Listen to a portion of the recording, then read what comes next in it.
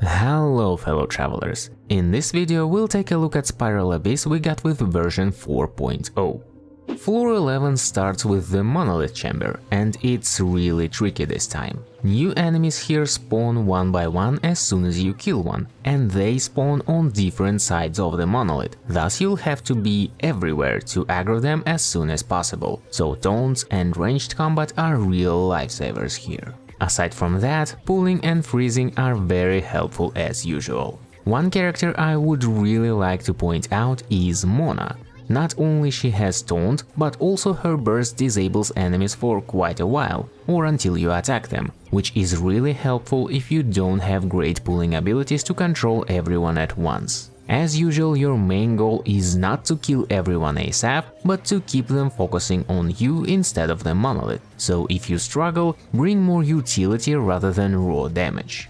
As for enemy priority, in the first half you want to focus on specters first, because even though slimes are the most dangerous ones, they are easy to aggro. Just make sure that you aggro them as soon as they spawn, because their jumps deal serious damage to the monolith. As for Regisvines, remember that if you break their shield, they will be stunned for quite a while, giving you less targets to focus on, so try to leave them until the end.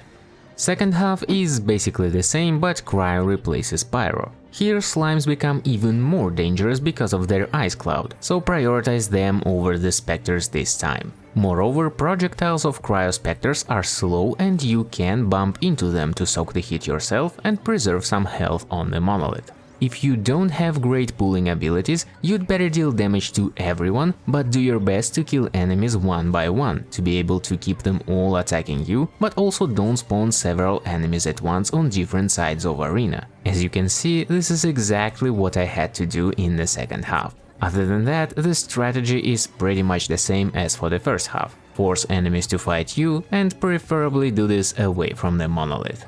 The most difficult part here is to keep track of everything, and this chamber is hard, so I highly recommend using specific teams to clear it. Luckily, it's the first one, so you won't even have to redo the whole floor for it. And once again, take your time and feel free to bring weaker characters if you need them. You don't have a time limit here, so your damage output is not that important.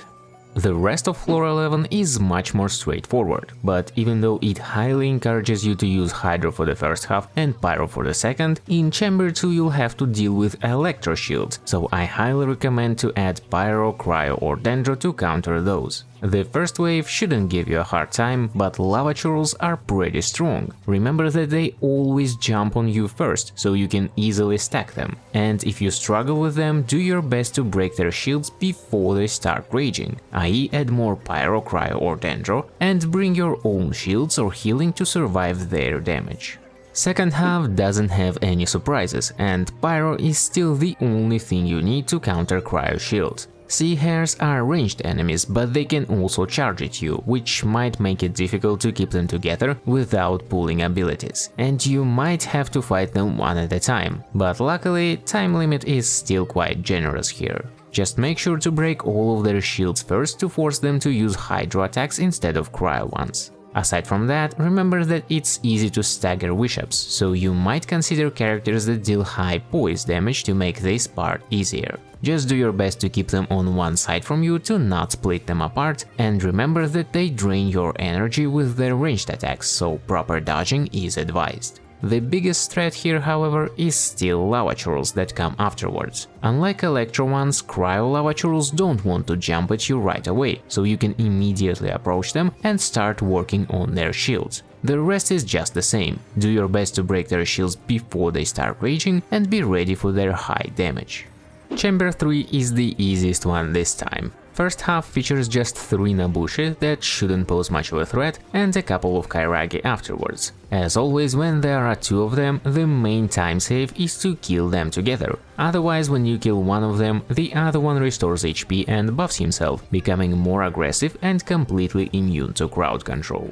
In the second half you'll have to fight Primogems Bishop. Remember that it has huge resistance buffs until it wakes up, so don't waste your damage. Here we have Cryo version of the boss, which means that it's more resistant to Cryo, and it's better to use Cryo or Geo Shield to reflect Primordial Shower to deal more damage to the boss. Overall, it's just a normal Geowisha boss, nothing fancy here.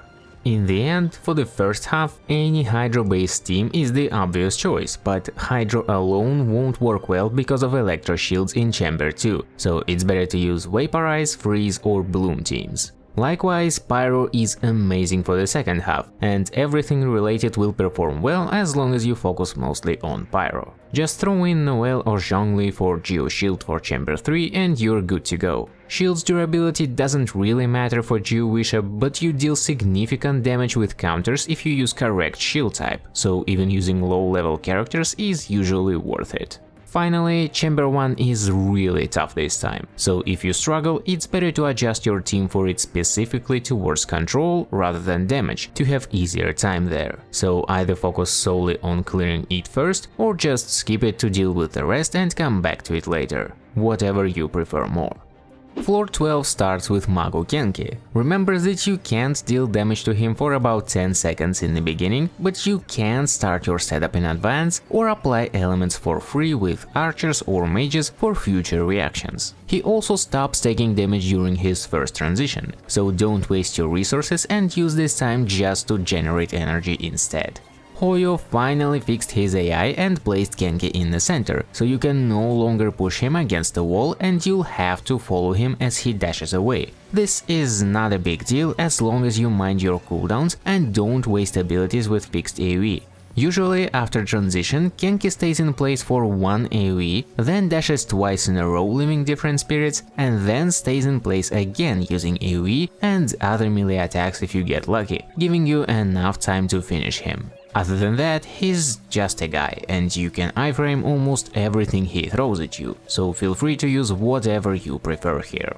Second half, however, is a bit tricky. It starts with Water Phantasms and you can reliably stack all of them together right away only with Venti. If you don't have him, it's better to focus on one of the closer ones. Your goal is to kill it before the other two start spinning and coming at you. This way 3 remaining Phantasms will stack together naturally. Melee Phantasms usually synchronize after that, so watch out for their attacks, because they can catch you off guard with massive damage. Note that they become immune to freeze at some point, so it's better to rely on other free Hydro-related reactions they give you, like Vaporize or Bloom. Second wave is annoying, mostly because of the giant mech. This is probably the only fight in this abyss where I would suggest to consider using Uxia to disable this thing, but you can just use shields instead if you can't make a good team with Lynette. If you don't have a way to pull the other two enemies together, you can slowly push Suppression Specialist towards Siss'in Mage just with your attacks, and against the latter, Pyro or AoEs to kill her Siss'ins are really helpful. Note that without pulling, for this half you need both single targets and AoE damage, so it's better to have some combination of both. Second chamber again starts with the boss. This time it's a crab, against which you just need to bring a reliable way to deal with its horns. Here it's even more important than usual, because burn spots left by all lava attacks will stay for much longer, and they can burn not just you but also Dendro cores you generate and even Dendro Traveler's Burst, which can really hurt Hyperbloom. But boss won't be able to use any of these attacks if you break its horns. I explained how Crab works in details and what abilities can deal damage to its horns in my full guide, so check it out for more info. And no, it's not just Hydro application this time, you actually need to hit the horns to damage them. In second half, as usual, Pyro is the best option against Eremite Elite and her pet, which you still want to focus first. Nothing new here. Normally, I would also suggest Freeze, but it's not great against everything else in second half, so stick to Pyro this time. Then you'll have to deal with 2 Breachers, and the main concern here is their shields. You can destroy them with a single Numa or Uxia hit, no matter which one, or you can also use reactions, as usual. Against Dendro Shield, Electro is the best option, but you can also deplete it with Hydro or burn it with Pyro. And against more familiar Geo Shield you need blunt damage, which is basically everything that works for breaking rocks. Claymores, explosions, plunging attacks, etc. Since Pyro is already good here, you might consider simply including some Electro for Overload, or at least stick to Yanfei, Diluc or Klee. Their attacks work against Geo Shield too. Last chamber is all about positioning this time. In the first half, pyro skirmishers jump away from you, so without pulling, it's better to first force one of them to jump towards the other one, then deal with Aromat Elite and her pet, against which Dendro is the most effective. The best time save here is to stun skirmishers close to each other. The best way to do it is to break their shields with ranged attacks or wait for them to use their rapid fire attack before approaching. Remember that their shields can be countered only with Hydro, and other elements will barely damage them. Once you deal with those, you'll be up against a mech duo. Female one also summons a cryo turret, which you don't have to kill to finish the wave, but I personally found it easier for myself to get rid of it, because my single target damage was pretty good and freeze was really annoying to me. It's up to you to figure out what works best for your team, but if you decide to leave the turret, just rush towards the male mech right away, because he is the ranged one.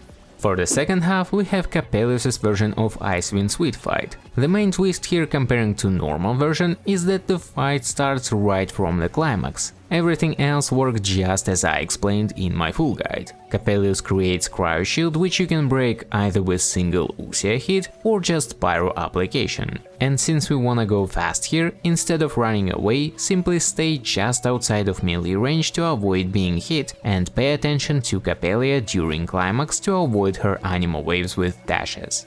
Overall, this abyss feels really good. It still fiercely promotes use of Hydro and Pyro, so you might struggle with it if you can't make decent teams around them. Hydro and Dendro bonuses you get in the first half make Hyper Bloom ideal for it. Likewise, ranged Pyro combat is preferable for the second half, which obviously was made with Lini in mind, but luckily there are other options. Also, I would like to note that you might suffer here from Bennett's constant pyro application, which will boost enemies' attacks against you. So be careful, use something else or include some shields to have easier time here. Anyway, let me know in the comments if you want to see this kind of breakdown for floors 9 and 10. But that's all I have for you this time, fellow travelers. Good luck with your runs and have a great rest of your day.